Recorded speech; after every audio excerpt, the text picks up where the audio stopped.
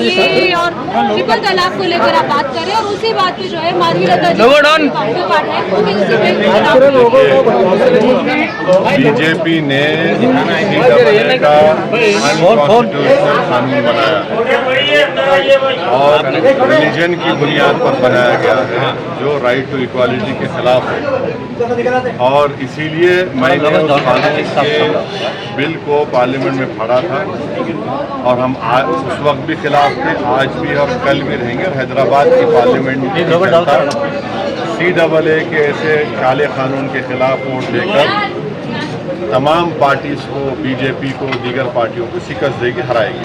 अभी जिस तरह से हम देख रहे हैं कि सब ये प्रचार कर रहे हैं, कांग्रेस के खुद के नेता भी ये कह रहे हैं कि फिरोज खान जैसे नेता कि पहले हम उनके खिलाफ लड़ रहे थे, अब उनके साथ लड़ने पर मजबूर।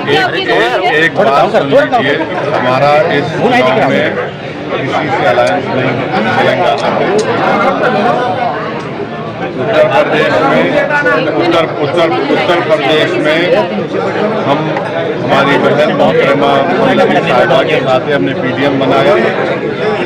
तमिलनाडु में हमने AIADMK के साथ हमारा अलायंस है। महाराष्ट्र में इम्तियाज जलील साहब बात कर रहे हैं, मगर तेलंगाना में हमारा किसी दूसरी पार्टी से अलायंस नहीं है। उत्तर प्रदेश में PDM हमने बनाया, तमिलनाडु में AIADMK से हमारा अलायंस है और ये बड़ी मजाक खेज बात है कि कभी हम B टीम हो जाते हैं तो कभी उन्हें बोलते हैं, ये बोलते हैं। तो ऐसा लगता है कि ये लोग कन्फ्यूजन का शिकार है, मगर हमारे पास क्लैरिटी है। हम अपने काम पर, अपनी मेहनत पर और इंशाअल्लाह ताला अल्लाह की बात पर कामिल यकीन करके हम इस इंतखाबात में हिस्सा ले रहे हैं और मुझे यकीन है कि हमारे पार्टी के तमाम उम्मीदवार बहैसियत रुकने पार्लियामान MP कामयाब होंगे। सर, माधवीलता जी आरोप करते हैं कि आपके ऊपर, आपके यहाँ असेंबली पार्लियामेंट में तो तकरीबन 6 लाख से ज़्यादा बोकस होता है, जिसकी वजह से आराम से आप हर वक्त 3 लाख वोटर से जीतते हैं। ऐसा है, देखिए, आपको समझने की ज़रूरत है। कम से कम आप तो अपने आप को उस लेवल पर नीचे मत गिरा दीजिए।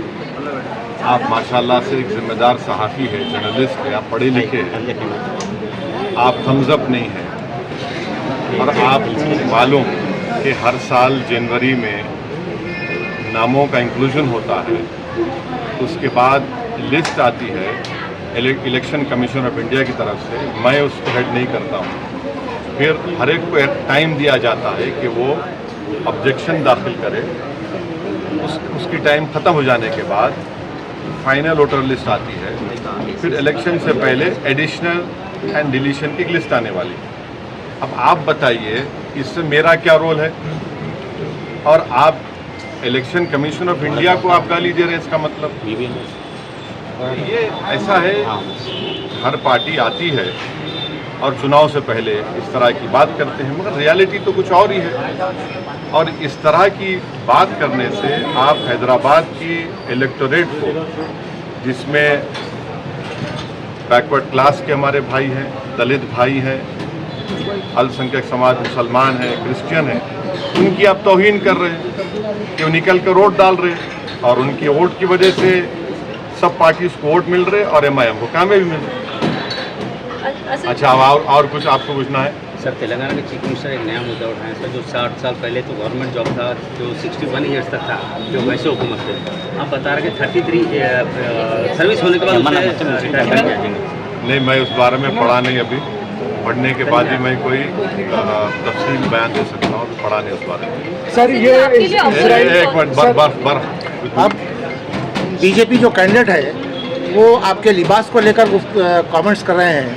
वो दाढ़ी रखते हैं, मूछ निकालते हैं, कुर्ता ऊंचा पैजामा पहनते हैं, कोई मुसलमान नहीं इससे बनते। मुसलमान की आइडेंटिटी कर रहे हैं। ऐसा ही है ना, वो नरेंद्र मोदी ने भी कहा था कि लिबास देखकर पहचाने, उनका भाषण है। तो लिबास से नफरत है, मेरी दाढ़ी से नफरत है, टोपी से नफरत है, हिजाब से नफरत है, मेरे खाने से नफरत है, तो आपको मेरी वजूद से नफरत है। मगर हैदराबाद की आवाम नफरत को कामयाब नहीं करेगी, मोहब्बत को कामयाब करेगी। और जो लोग हमारी दाढ़ी के, हमारी टोपी के, हमारे हिजाब के, हमारी शनाख्त के, हमारे वजूद के खिलाफ है, जमहूरी तरीके से उनको एक बदतरीन शिकस्त देगी इंशाअल्लाह। सर, आप हैदराबाद कॉन्स्टिट्यूंसी के बाहुबली माने जाते तो आपके कौन, हिसाब से क्या मतलब आपका उसका? मतलब यहाँ पे नहीं, उसका मतलब क्या है वो बोलो आप लगातार यहाँ से जीतते आ तो रहे हैं। आप ये बोलिए, लोकप्रिय बोलिए, लोकप्रिय है यहाँ पे। आप बोलिए लोगों को, हम लोग आवाम हमारे पसंद करती है, हमारे ये लफ्ज़ इस्तेमाल मत करिए हमारे बारे में।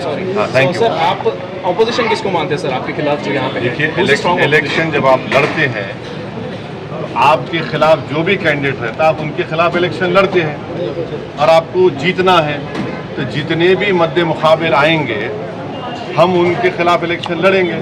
अब जाहिर है मैदान में बीजेपी भी है, कांग्रेस भी है, बीआरएस भी है, दीगर और छोटी बीजेपी और ये सब लोग आ जाएंगे। तो हैदराबाद की आवाम ने हमेशा से यूनाइटेड तरीके से मुत्तहिदा तौर पर मंजलिस को कामयाब किया है और इंशाल्लाह अब की बार मंजलिस को कामयाब करेंगे। और जैसा कि अभी आपने सवाल किया था कि हम आवाम से अपील कर रहे हैं हैदराबाद की कि CAA कानून के ख़िलाफ़ आप वोट दीजिए, महंगाई के ख़िलाफ़ आप वोट दीजिए, नौजवान जो बेरोज़गारी उसका मुकद्दर बन गया, उनके रोज़गार नहीं मिला, उसके खिलाफ वोट दीजिए। चीन हमारी ज़मीन पर कब्जा करके बैठा हुआ है, उसके खिलाफ आप वोट दीजिए। तो ये मुद्दे रहेंगे। सर, इजराइल को लेके मोदी सरकार ने एक एडवाइजरी जारी की है वहाँ पर जाने वालों को लेकर, इसके खिलाफ क्या कहना है? इजराइल के ताल्लुक से मैं आपको बताना चाहूँगा कि एक मिनट वहाँ पे ठीक है ना, खरे से ना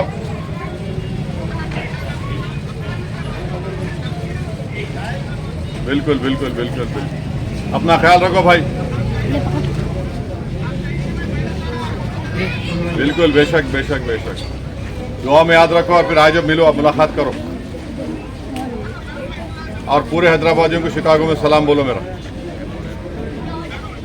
ओके, सलाम वालेकुम, बात करो। चलिए।